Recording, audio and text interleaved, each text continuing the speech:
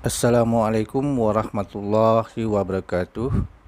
Hari ini Pak Mat nak bawakan sirah Nabi yang berkisah tentang peperangan Uhud yang disampaikan oleh Al-Fadhil Ustaz Miftah. Sebelum itu, bantulah channel Pak Mat, subscribe, like and comment. Dipersilakan Ustaz.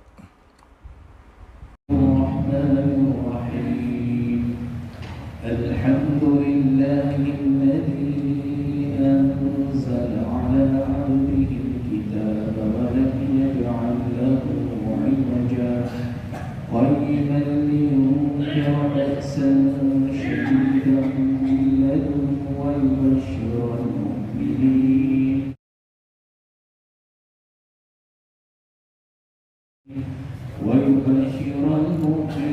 الذين يعملون الصالحات أن لهم أجرا حسنا ماكثين فيه أبدا وينذر الذين قالوا اتخذ الله ولدا ما لهم به من علم ولا لآبائهم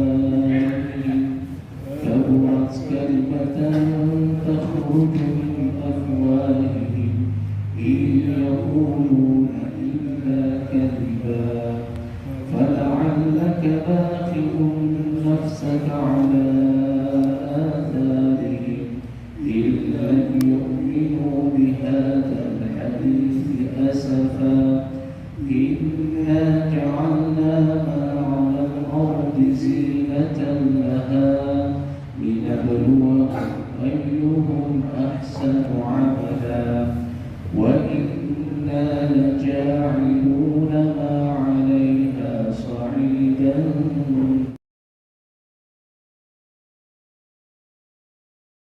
جرزا أم حسبت أن أصحاب الكهف والرقيم كانوا من آياتنا عجبا إذ أوى الفتية إلى الكهف فقالوا ربنا آتنا من لدنك رحمة وهيئ لنا من أمرنا رشدا صدق الله العظيم. السلام عليكم ورحمة الله وبركاته. Waalaikumsalam. بسم الله الرحمن الرحيم إن الحمد لله نحمده ونستعينه ونستغفره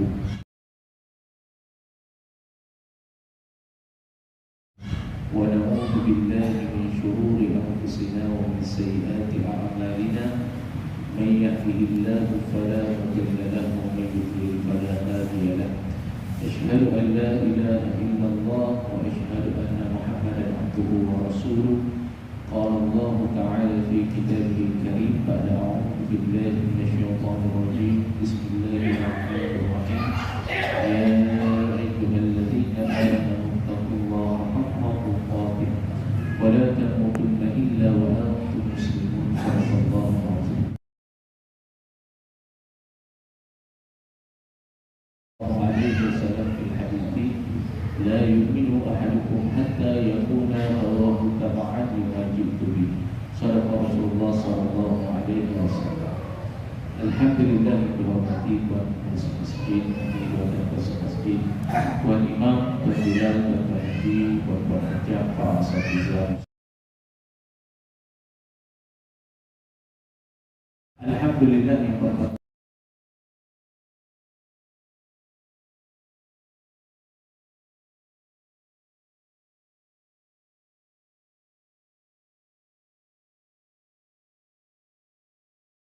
Allah dunia dan akhirat. Amin ya rabbal alamin. Selawat dan salam buat junjungan besar Nabi Muhammad sallallahu alaihi wasallam. Allahumma shalli ala sayyidina Muhammad wa ala ali sayyidina Maulana Muhammad pembulu segala nabi yang telah banyak berjasa kepada kita. Mudah-mudahan dengan selawat dan salam itu menjadikan kita termasuk juga dalam kalangan orang yang dapat syafaat bagi Rasulullah sallallahu alaihi wasallam di akhirat kelak. dan dimasukkan ke dalam syurga Allah bersama dengan baginda sallallahu alaihi wasallam. Amin ya rabbal alamin. Jadi alhamdulillah tuan-tuan yang dirahmati Allah pada malam ini, insya-Allah Allah berikan kepada kita kesempatan dengan iman yang tidak terputus berada di dalam rumah Allah Subhanahu wa taala, mudah-mudahan bersama dengan kita orang-orang soleh, orang-orang yang bertakwa kepada Allah Subhanahu wa taala, nescaya segala amal yang kita kerjakan bersama-sama diterima di sisi Allah Subhanahu wa taala dan diberikan istiqamah pada diri kita insya-Allah. Jadi pada malam ini insya-Allah kita akan sambung pada membicarakan sirah nabawiyah ataupun sirah perjalanan kekasih Allah Subhanahu wa taala, yaitu baginda Nabi sallallahu alaihi wasallam, dan begitu juga dengan para sahabat.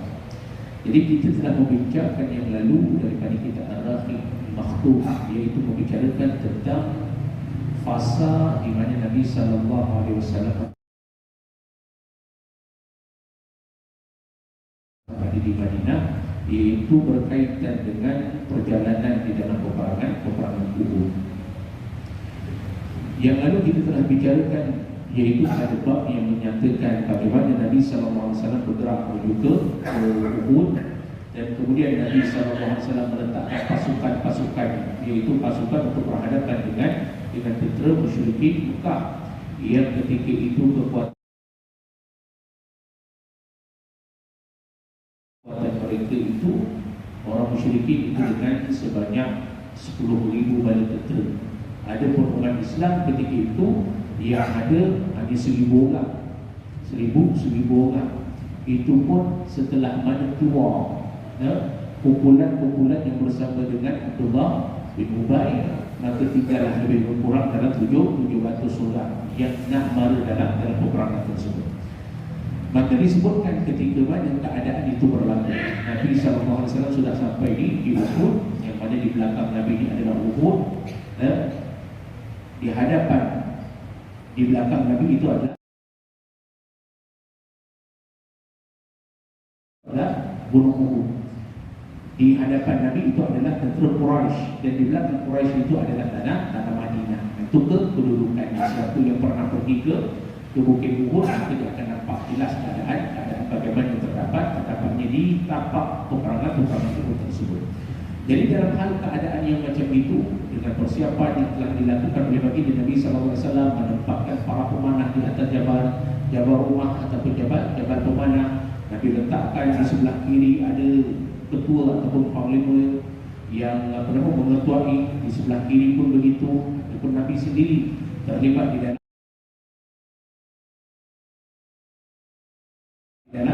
dalam barisan yang berada di tengah. Maka ketika persiapan sudah bermula, di situ orang musyrikin Mekah.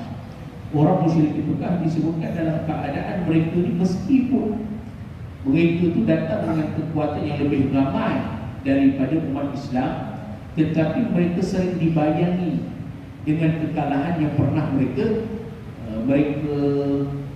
lalui ketika pada peperangan Badar, iaitu mereka tidak boleh menang berhadapan dengan 313, meskipun mereka mempunyai jumlah yang sangat besar. Maka di situ disebutkan ketika itu, di waktu-waktu yang akhir macam itu, orang musyrikin tetap juga mereka ini cuba untuk melakukan beberapa perkara untuk melemahkan lagi kekuatan umat Islam pada ketika itu. Maka dibicarakan di dalam bab permainan propaganda daripada pihak Quraisy. Disebutkan di dalam kitab Ar-Rafiq Makhtum oleh Al-Mubarak, sebelum meletusnya pertempuran, maka orang Quraisy cuba untuk mendatangkan perpecahan dan perselisihan di dalam barisan tentera Islam. Abu Sufyan mengirimkan seorang utusan kepada kaum Ansar yang mengatakan kepada mereka, jangan halang kami dengan anak saudara kami, maka kami akan melepaskan kamu kerana kami tidak ada keperluan untuk memerangi kamu. Tetapi disebutkan percubaan ini tidak ada hasilnya di hadapan keimanan mereka itu yang kukuh melebihi daripada gunung Ghana. Kumpulan Ansar membalas keputusan tersebut dengan penolakan yang keras, kemudian mengatakan dengan mengatakan kepada mereka itu dengan perkataan-perkataan yang mereka tidak suka. Bila melihat keadaan macam itu, dia tahu umat Islam ketika itu bukan setakat dibarisi oleh sahabat-sahabat yang daripada kaum Muhajirin, bahkan dengan sebab perjanjian Hudaibiyah yang pernah mereka ikrarkan bersama dengan Nabi sallallahu alaihi wasallam, yang ketika mana mereka itu menjemput Nabi datang ke Madinah dan mereka akan membela Nabi, begitu juga dengan umat Islam, maka perjanjian ini mereka pegang. Dan begitu jugalah dengan segala perjanjian yang berada di dalam sulh Hudaibiyah, di dalam Piagam Madinah, iaitu janji mereka, taat setia mereka kepada baginda Nabi sallallahu alaihi wasallam. Maka ketika itu orang Ansar ada dalam barisan tersebut, orang Aus ada dalam barisan tersebut, menjadikan umat Nabi sallallahu alaihi wasallam yang dipersaudarakan di antara kaum Muhajirin dan Ansar ini menjadi umatun wahidah. Ini yang disebutkan sebagai umatan wahidah, iaitu satu umat yang satu, mempunyai kiblat yang sama, menyembah Allah yang satu, yang Nabi menguatkan lagi mereka ini dengan ikatan akidah. Begitu juga ukhuwah Islamiah yang ada bersama dengan mereka. Maka kekuatan ini mereka buktikan, mereka tunjukkan dengan mereka terlibat bersama dengan orang-orang Islam Madinah keluar untuk memerangi orang musyrikin Mekah yang sudah sampai di hadapan mereka. Nah, maka ketika itu Abu Sufyan dia mengatakan keputusan untuk pergi berjumpa dengan orang-orang Aus. Pergi berjumpa dengan orang Aus untuk beritahu kepada orang Ansar, beritahu kepada orang Madinah, untuk punya orang Madinah supaya tinggalkanlah orang Muhammad. Nah, kamu jangan ambil bahagian, kerana kami tak ada masalah dengan kamu. Memang orang musyrikin Mekah dia tidak ada masalah dengan orang-orang Madinah pada asalnya, kerana dendam mereka itu hanya kepada Nabi Muhammad sallallahu alaihi wasallam bersama dengan orang-orang Mekah, orang-orang yang berhijrah daripada Mekah. Maka perkara ini disebutkan kepada orang Ansar, dengan harapan agar berlakunya perpecahan lagi. Sebab itu kita tuan-tuan dirahmati Allah, kelemahan di dalam suatu kumpulan itu, apabila ada pecahan ataupun berpecah, maka dia akan jadi lemah. Inilah benda yang ada dalam sejarah, yang pernah dibuktikan dan melalui sejarah ataupun melalui sirah. Percubaan orang kafir, karena mereka tidak mampu untuk nak melawan dengan senjata, mereka akan cari senjata untuk melemahkan dulu. Untuk melemahkan itu dengan melakukan perpecahan. Maka dia datang tadi, atau utusan Abu Sufyan atau utusan, dan kemudian dengan utusan tersebut berjumpa dengan orang Ansar, bagi tahu dengan orang Ansar, kami ini tak ada apa-apa dengan kamu, tak ada masalah dengan kamu. Maka kami tak nak pegang kamu. Yang kami nak hanya Muhammad dengan orang Mekah ataupun orang Muhajirin.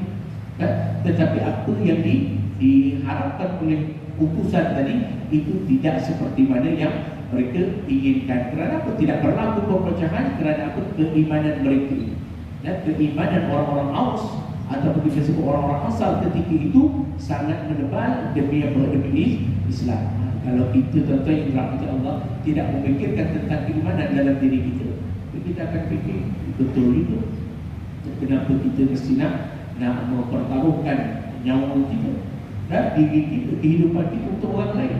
Tetapi Islam mengajarkan kepada kita yang mana agama Allah Subhanahu Wa Taala ini adalah milik bukan hanya pada satu bangsa, tetapi semua yang menganuti agama tersebut. Meskipun kita dibezakan dengan warna kulit, perlainan bahasa, maka tetapi ketika mana kita mengucapkan kalimah la ilaha illallah, maka segala yang ada dalam Islam itu menjadi satu tanggungjawab kepada diri kita semua. Jadi benda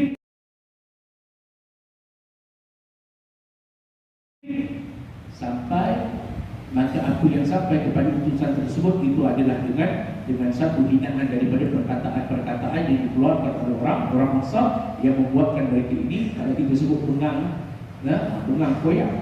Sebab apa? Sebab mereka ini bukan setakat tidak menerima, bahkan mereka menemplak dan mengeluarkan kata-kata yang membuatkan mereka itu marah. Jadi yang pertama, propaganda tidak berlaku ataupun tidak terjadi. Oleh yang demikian orang musyrikin Mekah mereka tidak berputus asa. Yang disebutkan walaupun telah hampir tiba, dua pasukan pun saling mendekat, maka Quraisy melakukan percobaan yang kedua, yaitu dengan tujuan yang sama, yaitu untuk memecahkan umat Islam. Ketika itu seorang tentera upahan yang gemar berkhianat, yang namanya Abu Amir, yang digelarkan pula dengan sebutan si Fasik, mendatangi tentera Islam. Nama sebenarnya adalah Abdul Amr ibnu Saifi. Dahulu dia dipanggil dengan sebutan si Rahim, sementara Rasulullah SAW memanggilnya dengan sebutan si Fasik. Dia adalah pemimpin kabilah Aus semasa jahiliyah. Ketika mana datang Islam, dia menjadi marah, maka dia menampakkan permusuhan secara terang-terangan kepada Rasulullah SAW. Kemudian dia pun keluar daripada Madinah. Dia mendatangi orang Quraisy dan mengajak mereka untuk menentang Rasulullah serta mendorong mereka untuk memerangi baginda. Dia menjanjikan kepada Quraisy, sesungguhnya apabila kaum yang melihatnya, maka mereka akan mentaatinya dan memihak kepadanya. Ini yang kedua. Bila tadi tak berjaya, maka ada satu orang. Seorang ini yang dinamakan tadi dengan Abdul Amr ibnu Saifi, atau dikelar ataupun dipanggil ianya dengan si Rahim. Nabi memanggilnya dengan si Fasik. Jadi pada awalnya si Amr dia adalah pemimpin orang Aus. Bila Nabi masuk ke dalam Madinah, dia antara orang yang memusuhi Nabi secara terang-terangan, dan dia tinggalkan Madinah, dia pergi ke Mekah. Dia pergi ke Mekah dan dia duduk di Mekah. Maka bila ada peluang untuk pergi perang Badar, perang Uhud ini, dia menyertai kumpulan Abu Sufyan, iaitu kumpulan tentera dari Quraisy. Kerana apa? Untuk menempiaskan dia punya marah terhadap Rasulullah dan orang Islam. Kita tahu kebanyakan orang-orang yang memusuhi Nabi di Madinah adalah orang-orang yang ketika itu mereka ini merupakan pembesar. Dia rasa kalau tak ada Nabi, akulah ketua. Sama lah seperti mana Abdullah bin Ubay marah hanya kepada Nabi sebab apa? Kerana apabila Nabi datang, bukan dia pilihan daripada kaum ataupun kabilah, maka dia menjadi dendam dan bermusuh kepada Nabi. Begitu jugalah dengan disebutkan dengan Abu Amr bin Saifi. Maka ketika itu dia bagi tahu pada Abu Sufyan. Dia sebut pada Abu Sufyan, hantar. Kalau tadi kerja tadi tak berjaya, kau hantar aku. Kerana aku mungkin kalau hantar aku, orang-orang ni kenal aku ni. Orang-orang Aus ni tadi kenal dia, dan bahkan dia dulu pemimpin. Jadi mungkin kalau hantar aku ni, aku akan bagi tahu dengan dia, dan dia akan ikut saranan aku. Sebab apa?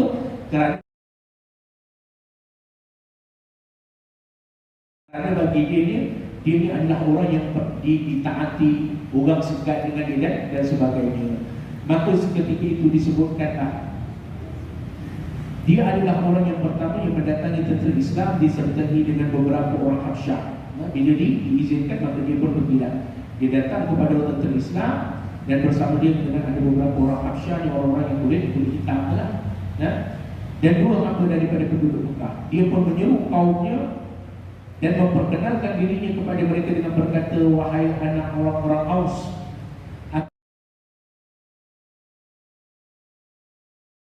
aku adalah Abu Amir.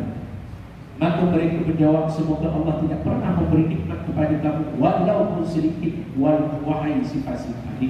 Tadi dia ingat orang bila jumpa dengan orang Aus akan menyambut dia dengan senang, dengan suka. Ternyata bila dikenalkan diri, aku Abu Amir, maka ketika itu orang Aus tadi menjawabkan kepada dia itu dengan perkataan-perkataan yang mencela kepada diri dia.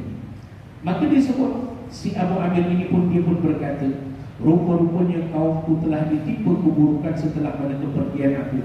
Tak kala peperangan bermula, maka dia memerangi kabilah Aus secara sengit dan melempari mereka itu dengan batu. Ceritanya, bila keadaan macam itu, orang boleh tahu orang Aus ini sudah benci dia dengan seamat-amatnya. Maka sebab itu ketika mana perang berlaku, Abu Amir ini dia bukan dulu memerangi orang Nabi ataupun orang-orang Muhajirin, tetapi dicari dulu orang Aus. Kerana apa? Marahnya dia ni tadi, sudah ada terbuang. Kemudian dia balik semula dengan harapan dia itu adalah kemuliaan yang dia letakkan kepada dia. Tetapi bila orang awam sudah melupakan dia, bahkan mencela dia, maka dia bertambah lagi marah. Dan marah itu bukan atas sebab tujuan balas dendam orang musyrikin Mekah kepada Nabi SAW, tetapi dia dah jadi kepada diri peribadi dia tadi. Abu Amir ini dia pergi dengan tujuan peribadi dia tadi. Maka disebut demikianlah Quraisy gagal lagi sekali juga untuk percubaan yang kedua untuk memecah belahkan barisan orang-orang mukmin, dan usaha mereka itu menunjukkan sebuah perasaan yang menghantui mereka, iaitu ketakutan mereka terhadap muslimin dan pengakuan mereka terhadap kehebatan tentera Islam, padahal mereka itu lebih banyak dan lebih unggul dalam hal jumlah pasukan dan peralatan mereka. Nak ceritanya pada kita ni tuan-tuan yang dirahmati Allah. Sebab itu di dalam agama Allah Subhanahu Wa Taala ini berkaitan dengan jihad, kita sebut itu bukan di sirahnya, itu bukan dikira ataupun dihitung dilihat kepada banyaknya tentera ataupun hebatnya pada persenjataan dan yang lain-lain. Kerana perkara-perkara tersebut di dalam jihad itu ianya dilandaskan dengan keimanan yang sungguh kepada Allah Subhanahu Wa Taala. Sebab itu di dalam memperjuangkan agama Allah, al-faham itu penting, kefahaman itu. Orang keluar berjihad di jalan Allah Subhanahu Wa Taala sebagai contoh, sebagaimana sahabat-sahabat Nabi sallallahu alaihi wasallam pergi kalau tidak atas kefahaman mereka. Keluar berjihad adalah untuk menegakkan kalimat Allah dan mempertahankan iaitu kesucian agama Allah Subhanahu Wa Taala.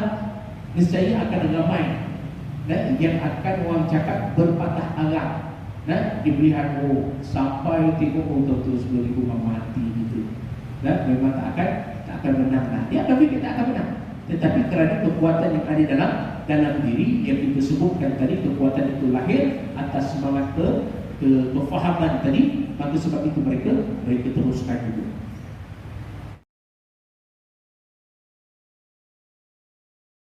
Yang mereka teruskan inilah yang menjadikan kegerunan kepada musuh-musuh Allah. Meskipun bilangan mereka tetap mereka gerun. Kerana apa? Kerana orang ini yakin kalau mereka mati mereka itu adalah sebuah syahid, digadarkan dengan syurga oleh Allah SWT. Tetapi orang-orang musyrikin Mekah, ketika mana mereka berhadapan dengan tentera yang sebegitu, mereka memikirkan kalau mereka menang, maka adalah apa yang mereka dapat. Tapi kalau mereka kalah, niscaya kematian mereka itu hanya mendapat ratapan semata-mata. Jadi di situ kita nak menceritakan bagaimana persiapan yang Nabi SAW lakukan, begitu juga dengan kekuatan yang ada dalam diri para sahabat, menjadikan kepada kita untuk mengambil penting bahawasanya yang perpecahan itu tidak boleh ada di dalam umat Islam. Kalau ada dia perpecahan ataupun bibit-bibit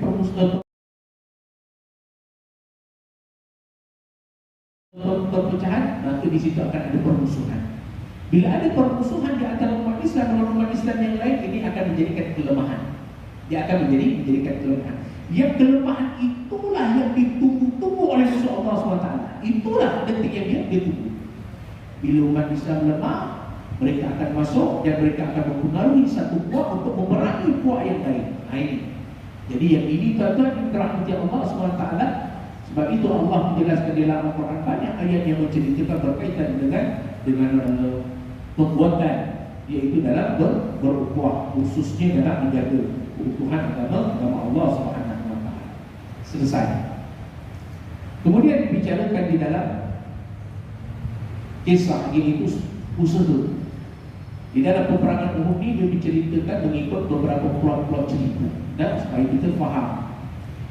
Di dalam peperangan yang berlaku dimasukkan juga cerita bagaimana di pihak orang musyrikin nak cerita kesungguhan mereka ini, yang peranan itu bukan hanya dimainkan oleh orang-orang yang berada di medan Uhud saja, bukan orang yang memegang senjata daripada kaum laki-laki, tetapi orang perempuan pun turut bersama untuk memberi semangat kepada mereka untuk Orang cakap berperang ataupun membunuh umat Islam pada ketika itu. Maka dibincangkan di dalam usaha wanita Quraisy dalam membangkitkan semangat peperangan ke dalam jiwa tentera musyrikin. Disebutkan wanita-wanita Quraisy menjalankan peranan mereka dengan ikut serta dalam pertempuran. Mereka pergi juga, mereka pergi juga dalam perjalanan tersebut ketika ke Uhud. Mereka itu diketuai oleh Hindun binti Utbah, iaitu isteri kepada Abu Sufyan. Mereka berkeliling di setiap barisan pasukan musyrikin sambil mengumpul rebana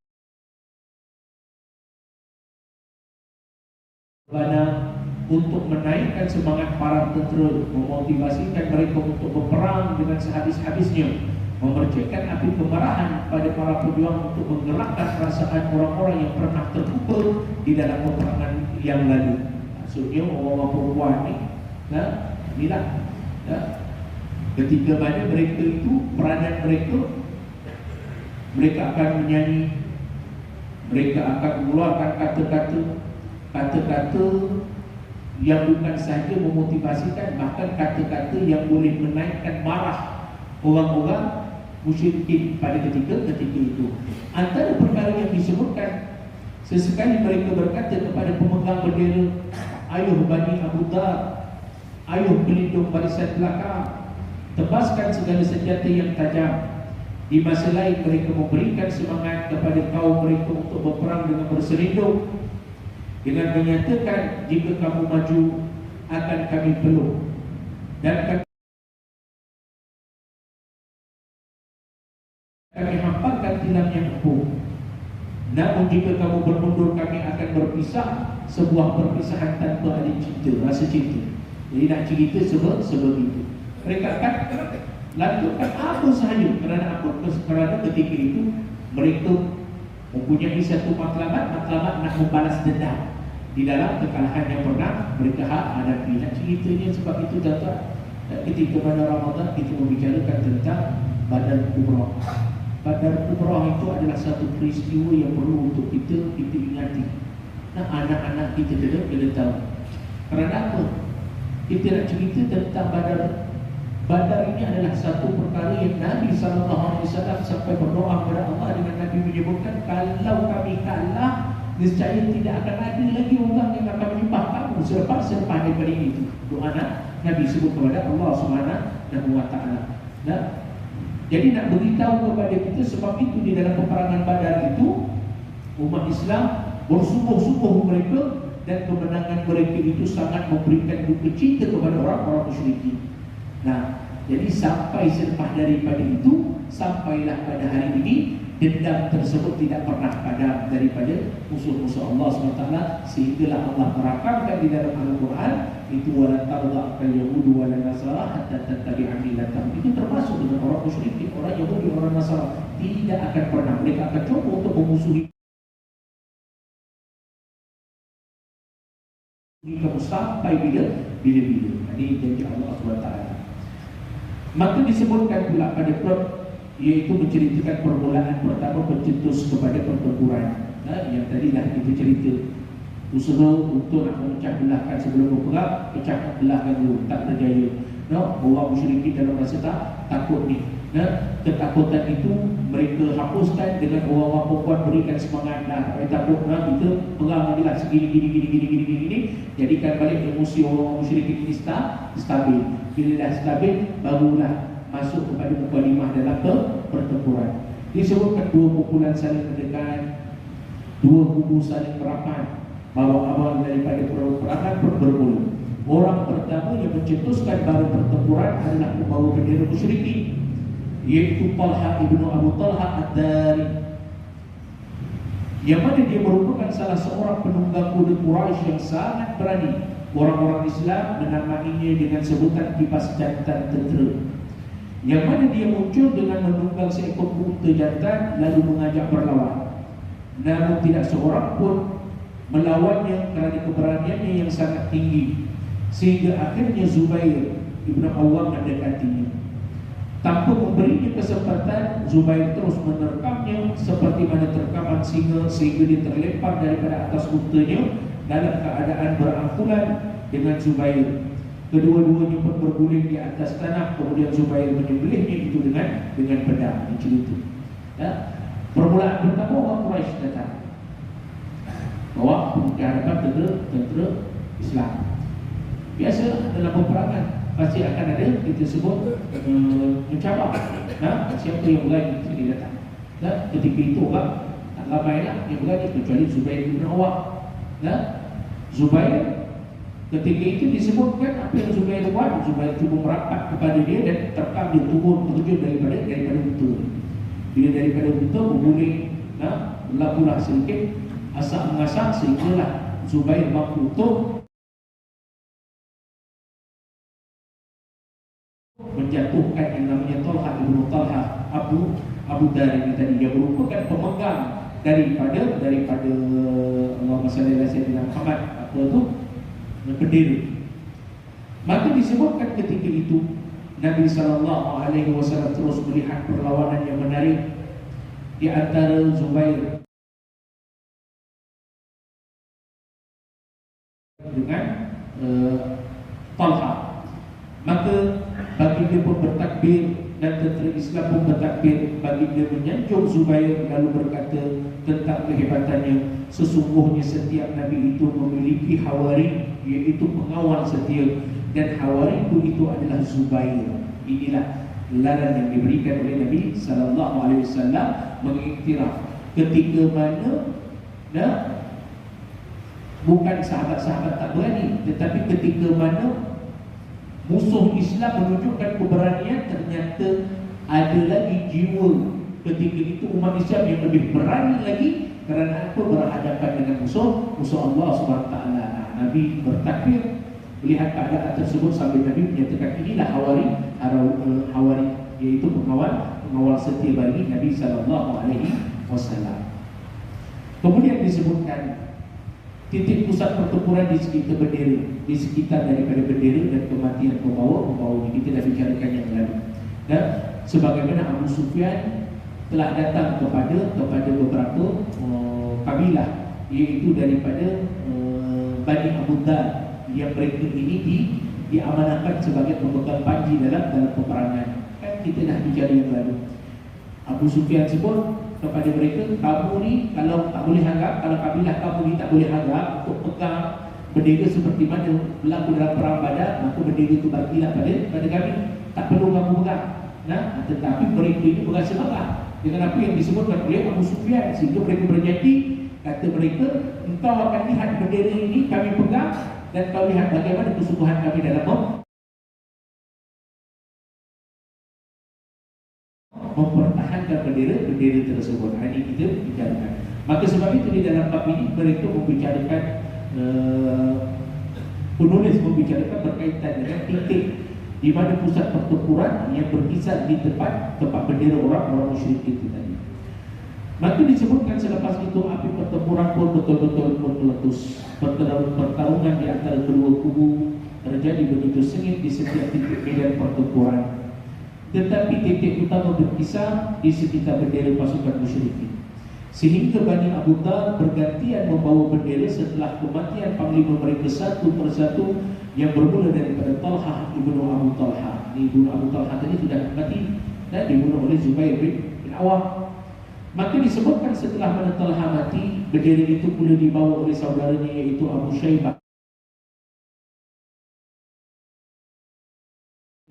ibnu Abu Talha.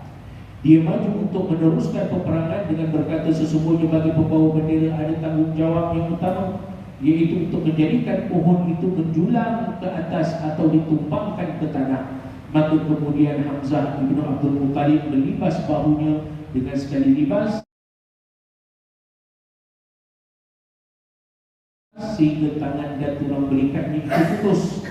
Bahkan libasan itu sampai ke pusatnya sehingga paru-parunya itu kelihatan. Ini disebutkan ketika mana Abu Syaibah pula, orang kedua yang memegang bendera tersebut, mati. Ini dibunuh oleh siapa? Oleh Hamzah ibn Abdul Muttalib.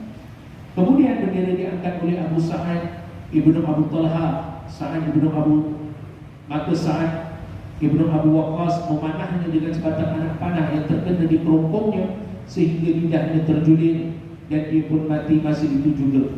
Ada yang mengatakan Abu Sa'ad melangkah maju dan menentang kepada sesiapa untuk berlawan, maka Ali ibnu Abu Talib maju menyambutnya.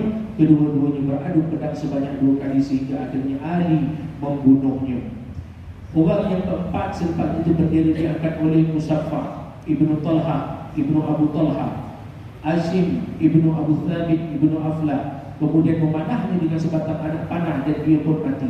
Selepas itu bendera dibawa oleh saudaranya Kilab ibnu Talha ibnu Abu Talha. Zubair ibnu Awam lantas menyerangnya sehingga dapat membunuhnya.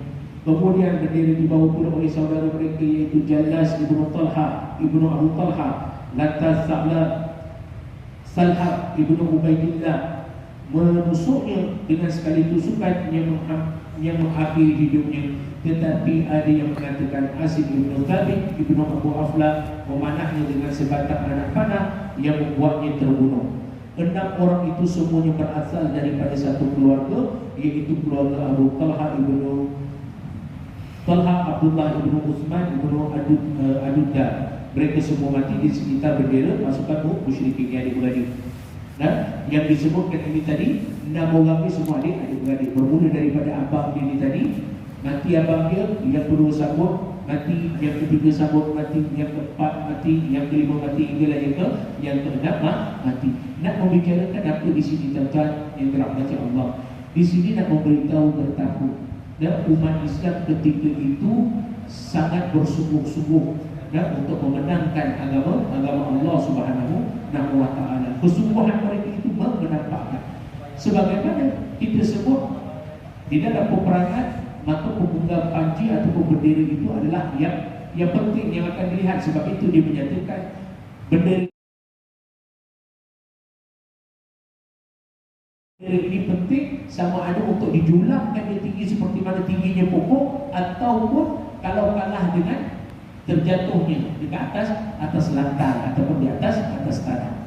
Maka disebutkan selepas itu, lepas dan 6 orang adik-beradik ini mati daripada kalangan Ibnu Abu Dar ini tadi, maka bendera pula diambil oleh orang daripada Bani Abu Dar yang bernama Arfah ibnu Syarahbil.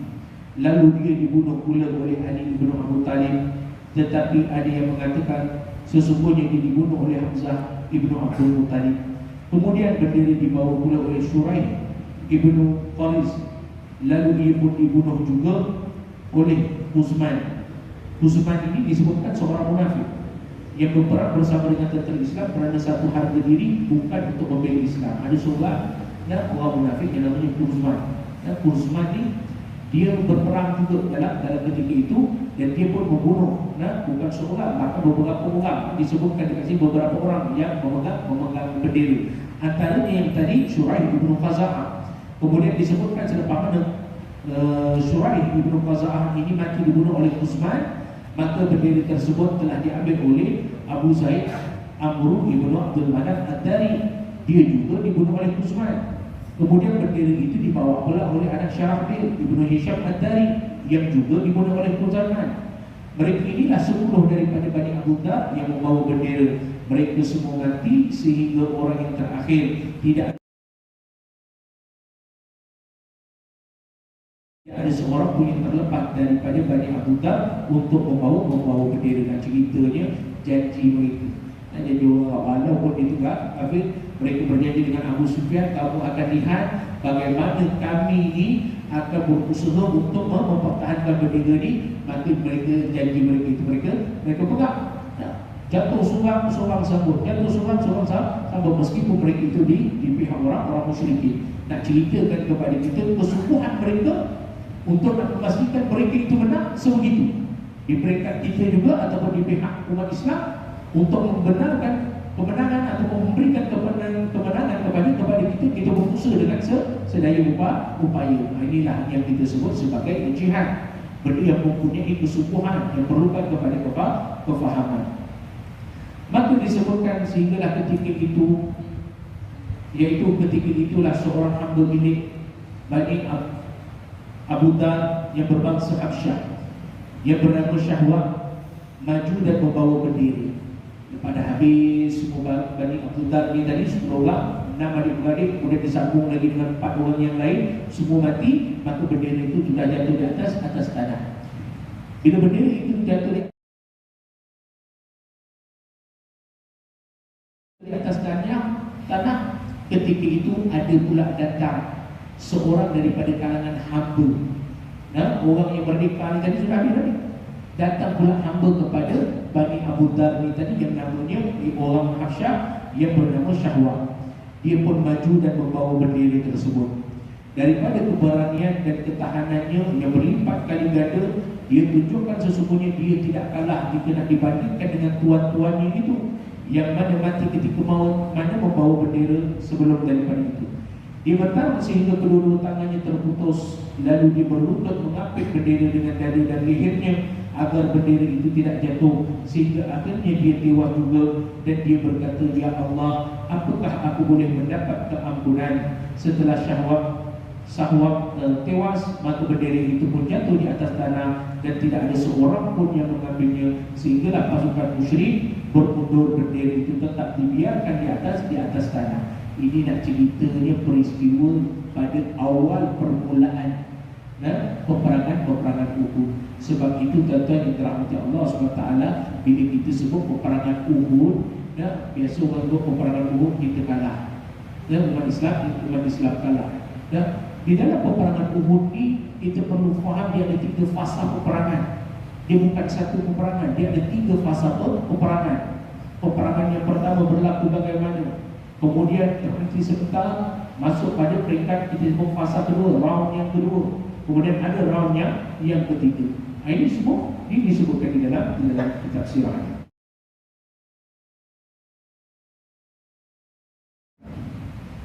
Maka kita lihat pula disebutkan pertarungan itu tadi, pertarungan yang berlaku di sekitar bendera orang musyrikin. Bagaimana pula pertarungan di tempat yang lain, di sekitar yang lain? Kerana ini kita tahu, yang berhadapan ini bukannya sedikit, banyak. Jadi kita tidaklah melihat peperangan itu daripada skop umum, supaya kita faham satu demi satu jalan cerita. Maka disebutkan pertarungan di tempat yang lain.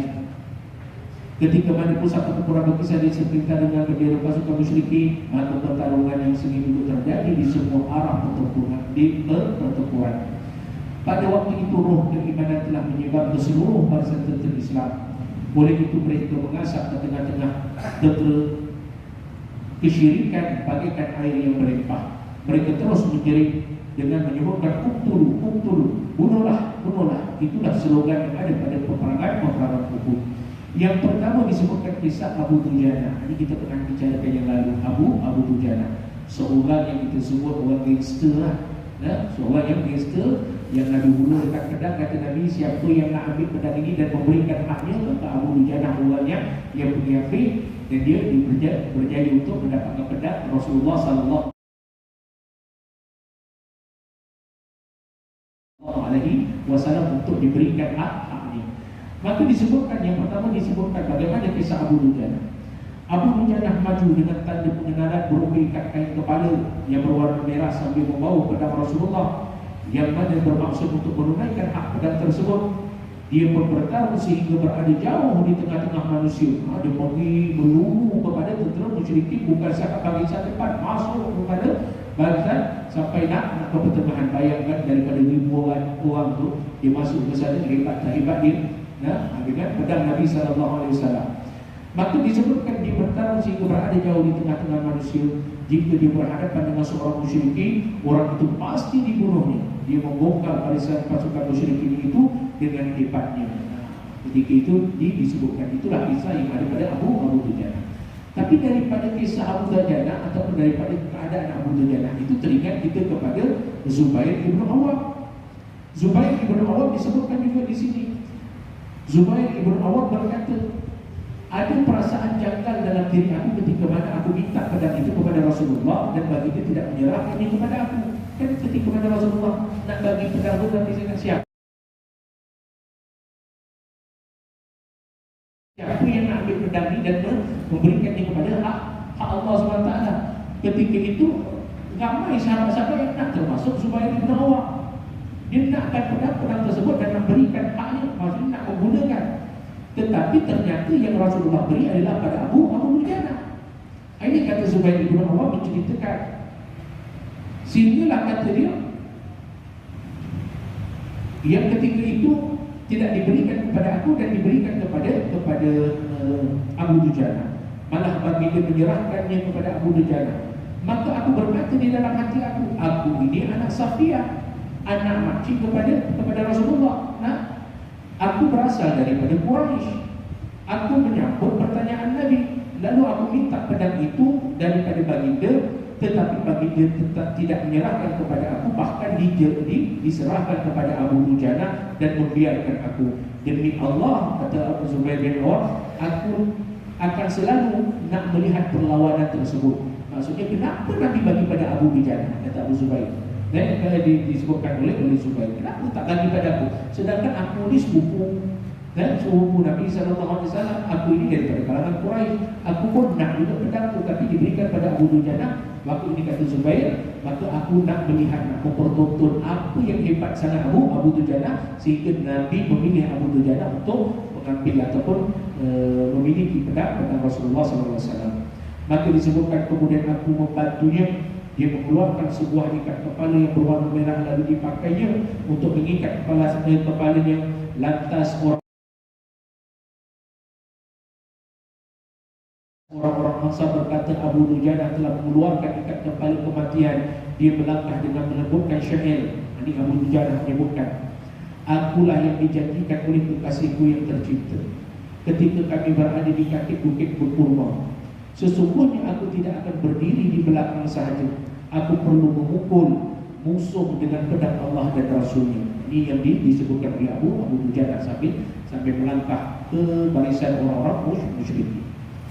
Maka disebutkan jika dia berhadapan dengan seorang musuh, maka orang itu pasti dibunuhnya. Sementara di pihak musyrikin, ada juga seorang yang tidak mahu membiarkan seorang pun selamat. Maka ketika itu masing-masing berada dua orang, dan dua orang ini terus mendekat. Aku berdoa kepada Allah agar dia mempertemukan mereka berdua. Ini Zubair bin Awam kisah. Abu Zubair tadi kata dia, aku tengok ni, yang pertama tengok pada Abu Dujana ni. Abu Dujana ni Nabi bagi kepada dia, maka aku ada perasaan kenapa lah, apa hebat di sana. Di dalam masa yang sama ada orang Quraisy pun ada juga yang macam dia ni juga, kaki gangster juga ni. Maka kata Zubair, ketika itu aku berdoa kepada Allah, ya Allah, jumpakanlah dia di dua orang ni, bertemu. Maka ketika itu mereka ini akhirnya Allah perkenankan dan mereka berdua itu saling berhadapan. Lalu kedua-duanya beradu pedang sehingga dua kali. Si musyrikin tadi melepaskan pedangnya untuk kali yang ketiganya. Yang kali ini ditangkis oleh Abu Dujana dengan perisai kulitnya, sehingga pedang musyrikin itu tertancap, dan Abu Dujana terus menebas si musyrikin itu dan membunuhnya. Nanti dilihat oleh Zubair bin Awam, ceritanya bagaimana kehebatan yang ada pada Abu Dujana dalam ketangkasannya menggunakan persenjataan di dalam perang tadi. Selepas itu disebutkan Abu Dujana terus masuk untuk menghancurkan barisan lawan sehingga dia sampai kepada panglima wanita Quraisy yang sewaktu itu dia tidak tahu bahawa orang tersebut adalah seorang wanita. Maka Abu Dujana berkata, aku melihat seorang yang bercakap-cakap dengan mencakap-cakap orang dengan syair. Maka aku ambil dia, tak kala mana aku hayunkan pedang aku ke arahnya, dia pun menjerit. Ternyata dia adalah seorang wanita. Maka aku jaga kemuliaan pedang Rasulullah dengan tidak menghayunkan untuk menyerang wanita.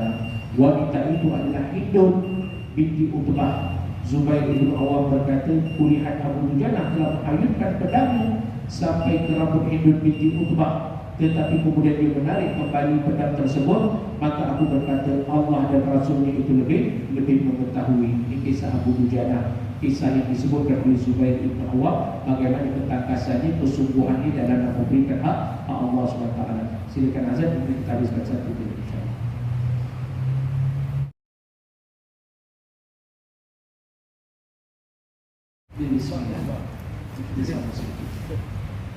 Jadi tadi disebutkan berkaitan bagaimana peranan yang dilakukan oleh sahabat Nabi SAW Abu Dujana. Jadi Abu Dujana ini tadi kata dirahmati Allah itu setelah banyak diperhatikan berbagai ulama. Termasuklah yang akhirnya disebutkan kisah ketika mana diperhadapkan dengan Hindu. Dan tak tahu ini tolak seorang perempuan. Dan nak libas nak dilibas. Tetapi ketika mana bila Hindu tadi menjerit dan dia melihat bahawa dirinya adalah seorang wanita, maka dia ditinggalkan dan dia tidak meneruskan. Kerana begitulah Islam, tidak membenarkan untuk membunuh wanita di dalam peperangan dengan anak-anak. Itu sahaja dalam peperangan.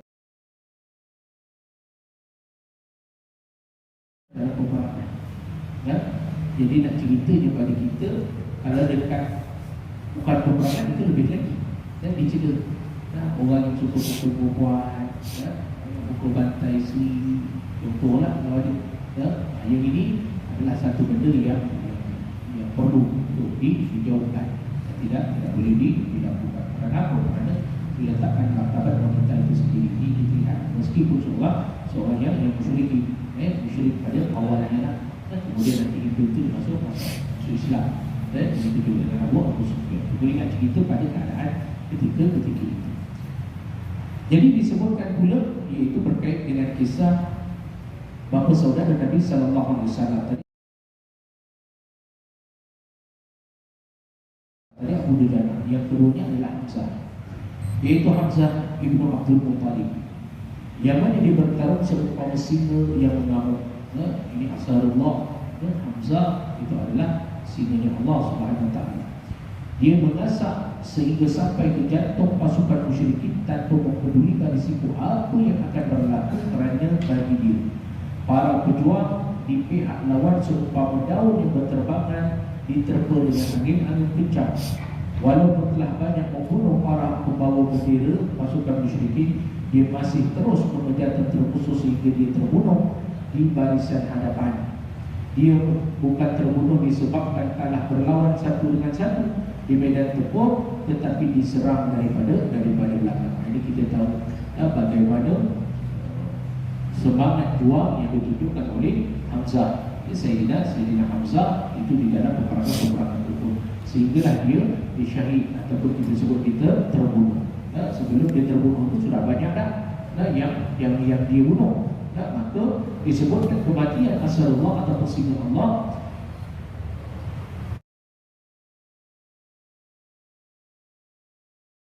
Iaitu Hamzah ibn Abdul Muttalib. Pembunuh Hamzah itu adalah Wahsy ibn Harb. Ia menyatakan dahulu aku adalah hamba milik Jubair ibn Mut'im. Sebelum itu pakcik Jubair iaitu Tahimah ibn Adi telah dibunuh pada peperangan Badar di Wahsy. Wahsy ini adalah hamba kepada Jubair ibn Mut'im. Jubair ibn Mut'im ini ada pakcik dia sudah mati terbunuh di dalam peperangan Badar. Maka ketika itu secara kita sebut mudah ringkas, si Jubair ini disebutkan kepada Wahsy, kalau kamu boleh bunuh Hamzah, kerana yang membunuh pakcik itu Hamzah. Jadi dia bagi tahu pada Wahsy, hamba ni tadi hamba seorang Habsyi, orang Habsyah ni orang kulit hitam, orang Afrika. Kalau kamu boleh bunuh Hamzah, maka engkau akan aku merdekakan. Ini disebutkan kisah tersebut. Maka ketika itu disebutkanlah Wahsy pun meneruskan. Dia berkata, maka aku pun berangkat bersama dengan orang ramai. Dan aku adalah lelaki Habsyah yang sering melemparkan belati. Dia ni mahir lempar lembing tu. Dia ni mahir melempar lembing kata dia.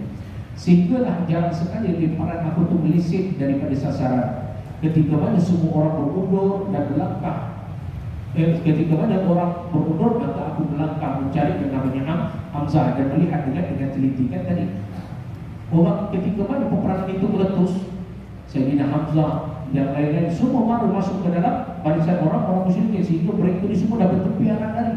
Bila orang bertempiaran lari, yang Wahsy ini terus Mencari, kerana dia nak mencari mana yang namanya Hamzah.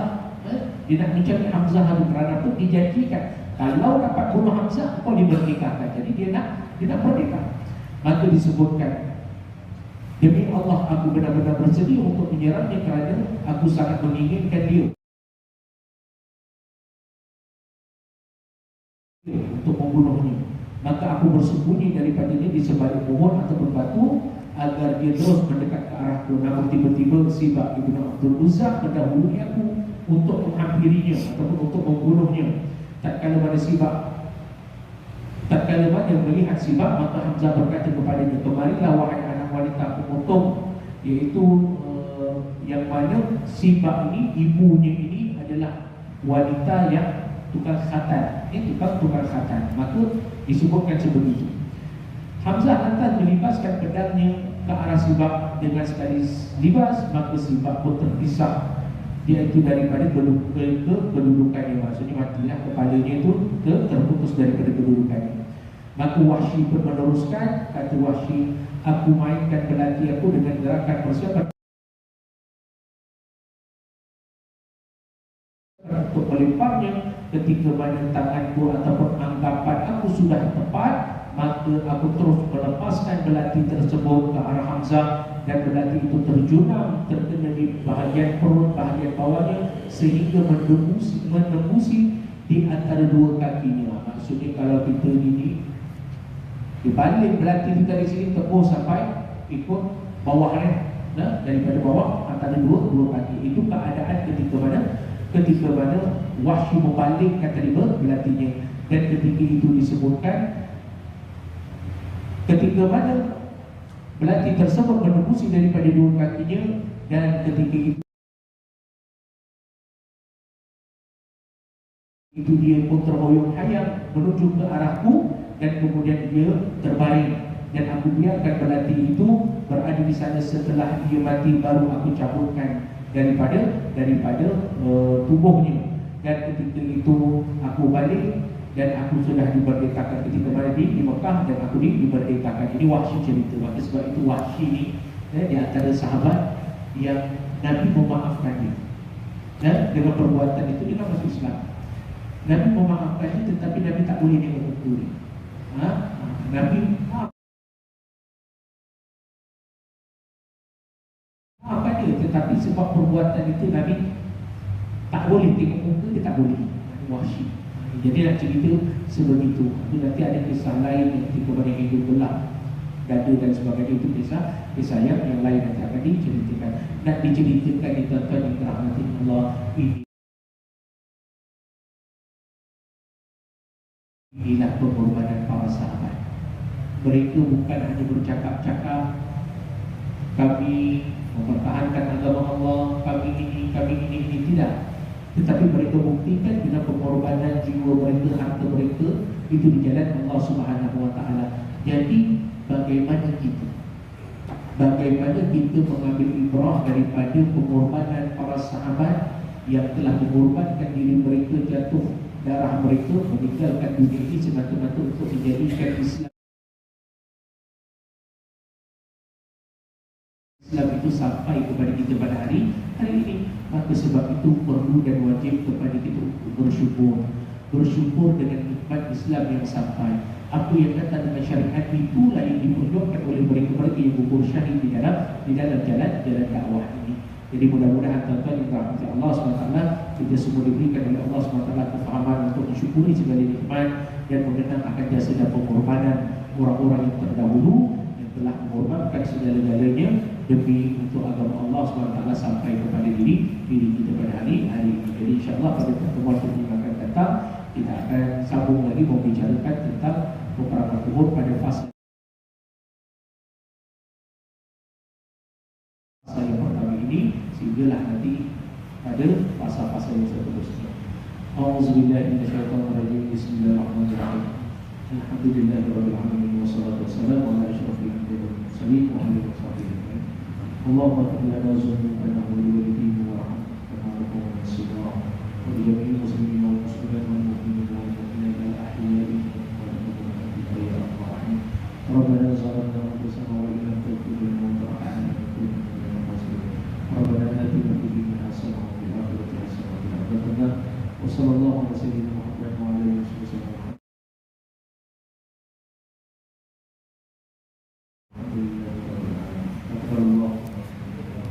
Assalamualaikum warahmatullahi wabarakatuh.